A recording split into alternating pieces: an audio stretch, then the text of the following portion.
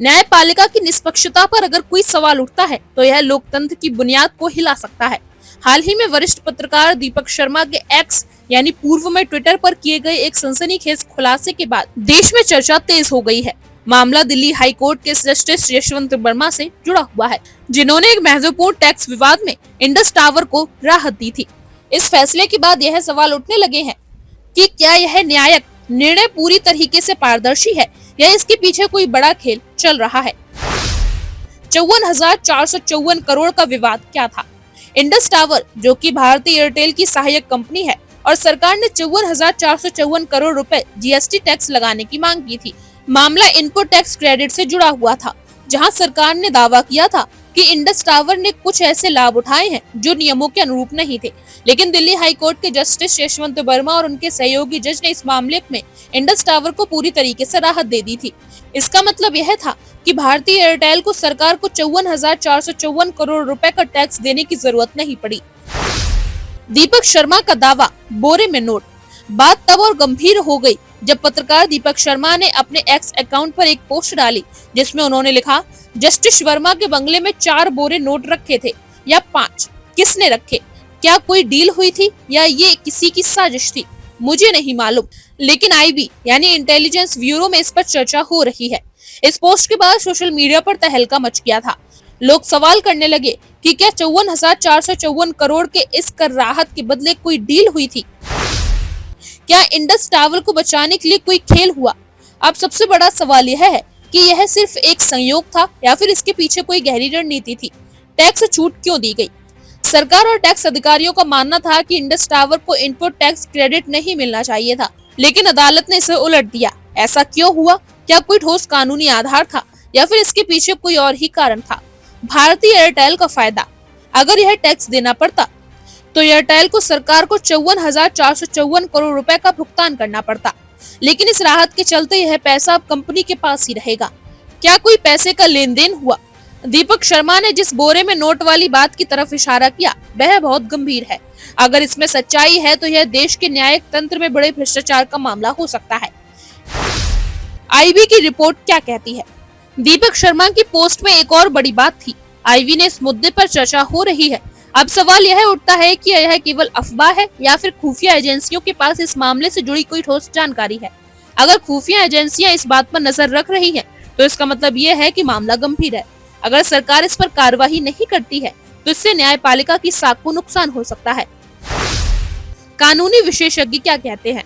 कुछ वरिष्ठ वकीलों का कहना है कि फैसला कानूनी प्रक्रिया के तहत हुआ होगा।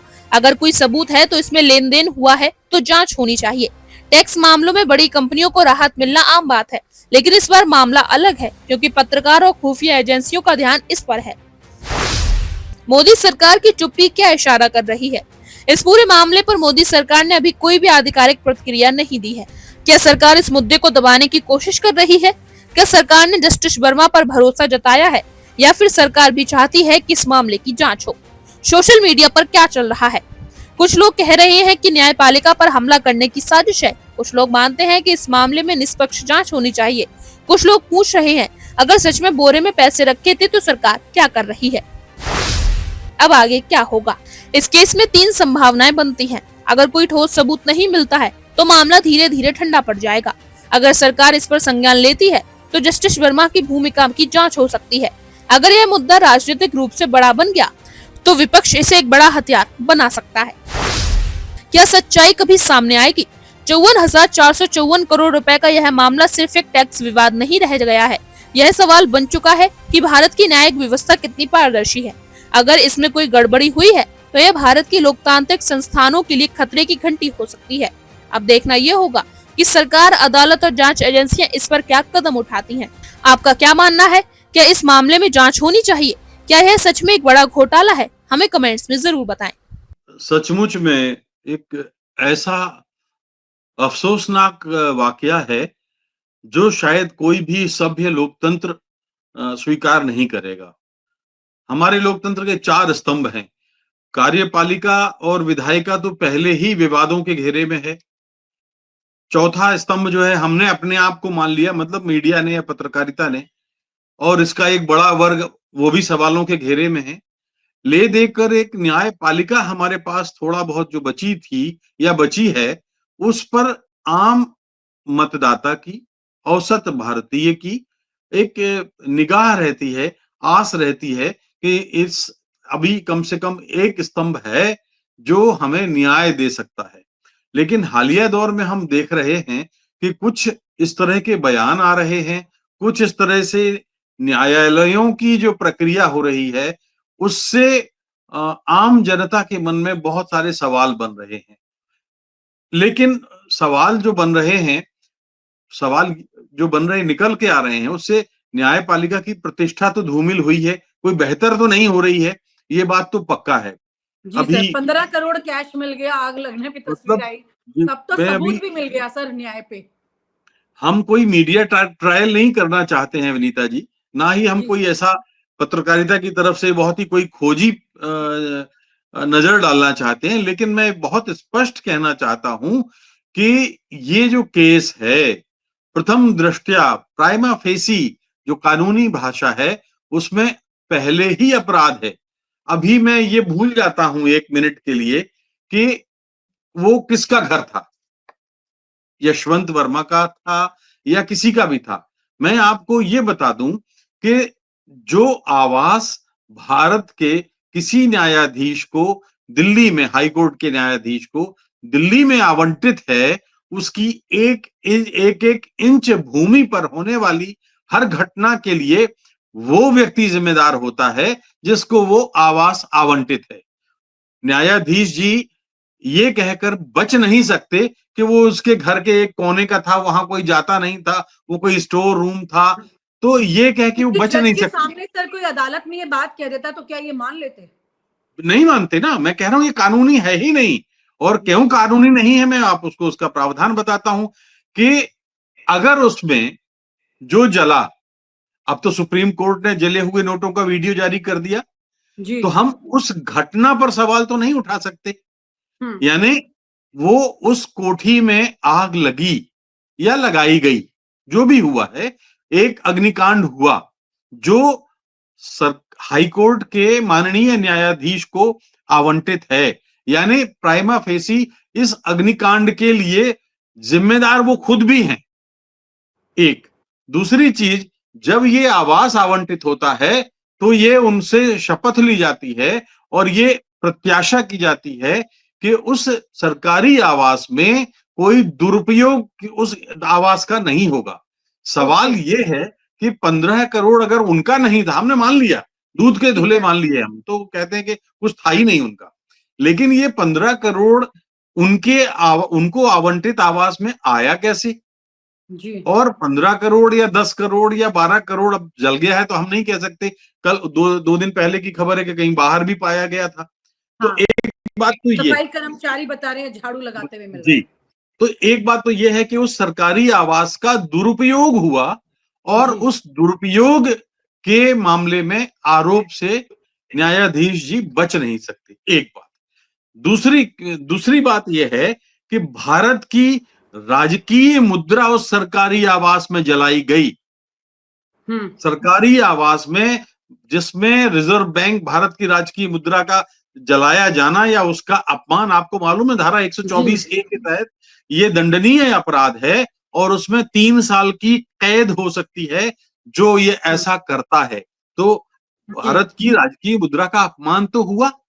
हम और आप अभी जो नए नियम आए और वो हैं नष्ट बैंकों हुई, के, वो नष्ट उसमें हुई है हम और सर। आप इतना कैश लेके नहीं ले जा सकते। लाखों रुपए का भी कैश हम एयरपोर्ट पर होते हैं तो हमको धर लिया जाता है, अगर हो तो। अब बोल तो हमने तो कभी देखा नहीं वैसा, लेकिन अगर करोड़ों रुपए किसी न्यायाधीश के घर में होंगे तो कौन उनको धरेगा?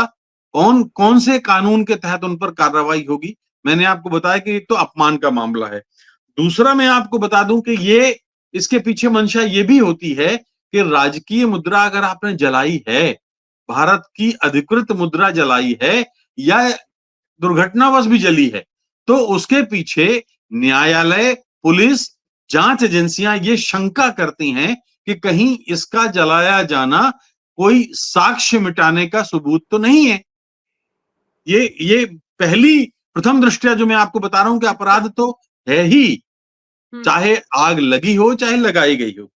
दूसरा, धारा 204, 424, ये दो जो हैं, और धारा 22(7) में, इसमें जो है 7 साल की कैद और जुर्माना है। यानी, और दोनों एक साथ भी हो सकते हैं, कि भारत की राजकीय मुद्रा का इरादतन अगर उनको जलाया गया है, तो इसका मतलब कुछ सबूतों के साथ छेड़खानी की गई है, और ये अपराध है, दंडनीय अपराध है, और गंभीर अपराध की श्रेणी में ये मामला आता है। फिर दूसरी बात, अपराध है क्यों?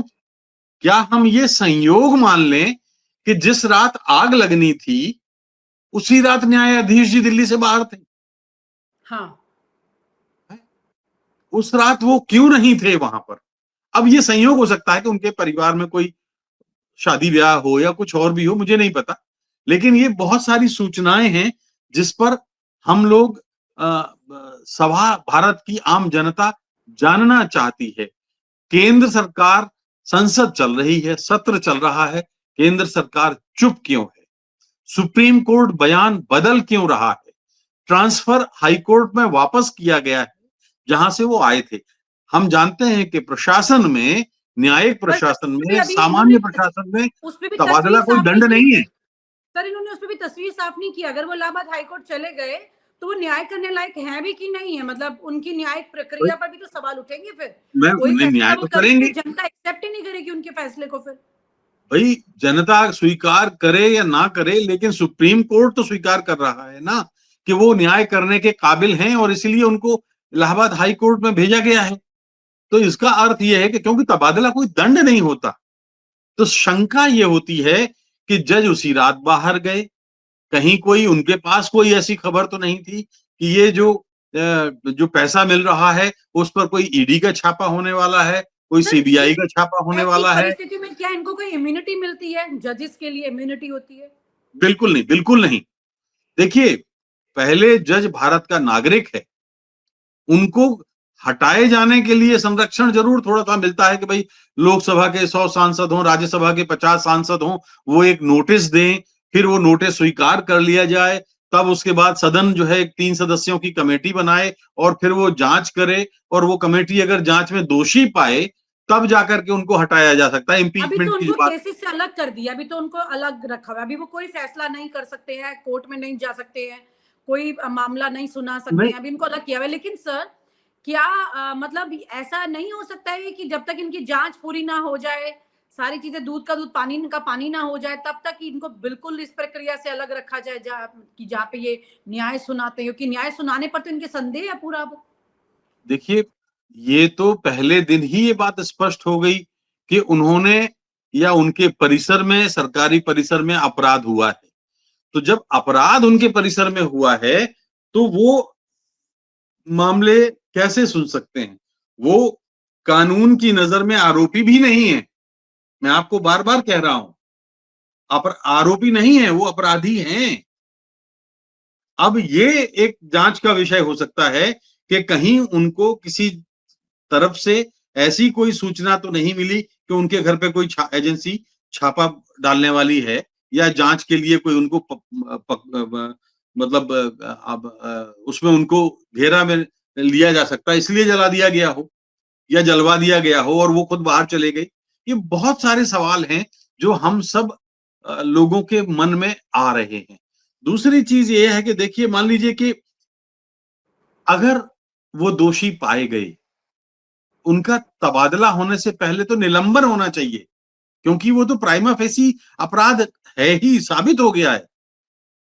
अरे चलिए, अब कहां से पैसा आया, उन नंबरों के नोट जो मिसिंग है, या जो नंबर के नोट वहां जले हुए हैं, उन नोटों को मिलान करके पता लगाया जा सकता है। बैंक पता लगा के दे सकते हैं कि ये गड्डियां कहां से गई हैं, इन गड्डियों को कौन लेके गया है। वो तो सब जांच में आएगा। दूध का दूध और पानी का पानी, अगर सरकार का इरादा नेक हो और माननीय सुप्रीम कोर्ट का इरादा नेक हो, तो आ सकता है कि भाई उन नंबरों का मिलान किया जाएगा। 15 करोड़ कम नहीं होते। और जो जले हुए नोट मिले हैं, इसका अर्थ ये है कि वो निश्चित रूप से 15 करोड़। आप बताइए, हमारा तो एक 500 का नोट फट जाता है तो उस रात नींद नहीं आती हम लोगों को तो। एक बार गलती से मेरे से 500 रुपए का नोट क्योंकि लिफाफे के अंदर था, मैंने देखा नहीं, मैं पर सर ये पूरी परिस्थिति में अभी तक ये नहीं पता चल रहा है ये 15 करोड़ अगर उनके नहीं थे, उनके प्रमाइसेस में भी मिल गए, उनको पता नहीं था, तो ये थे किसके? कौन लेके आया, क्यों लेके आया? यही इसी सच्चाई इसका को माई बाप जानने नहीं मिल रहा है सर। अभी अभी आपको याद होगा सर, अखिलेश यादव ने भी वो एक जिक्र किया है वापस से उस बात का कि उन्होंने 2 चीजों के संदर्भ में ये बात कही। एक तो ये कि हमारी पार्टी के लिए भी बोला गया था कि 250 करोड़ रुपए मिले हैं, तो उन्होंने तंज करते हुए कहा है, सटायर करते हुए कि वो 250 करोड़ हमें वापस दे दो प्लीज, अब आपको मिले थे तो वापस दे दीजिए। फिर उन्होंने वो याद दिलाया उत्तराखंड में एक उत्तर प्रदेश के ही अधिकारी के यहाँ पर जो चर्चा हुई थी और बहुत उठी थी और हमने तो नाम भी बताया था और हमें नोटिस आ गया था उसके बदले में, तो वहां पर भी अच्छी खासी मात्रा में कई करोड़ों का कैश था एक संदूक में जो वापस उनके पास पहुंच गया था। और ये बात का भी जिक्र उन्होंने आज बोला है कि भाई उनका भी उनको लौटा दिया था जो मिला था। वही माई बाप खुल के कागजों पे सामने नहीं आए लेकिन पैसा अंदर अंदर दे दिया वापस। तो ऐसे ही उनके 250 करोड़ लौटा दें। अब ये 15 करोड़ तो किसी को नहीं लौटाए जा सकते क्योंकि आग लग गई इसमें, लेकिन इसका माई बाप यानी कि ये राज रहने वाला है सर। इसका मतलब क्या कि ये पता ही नहीं चलेगा कभी ये पैसे थे किसके।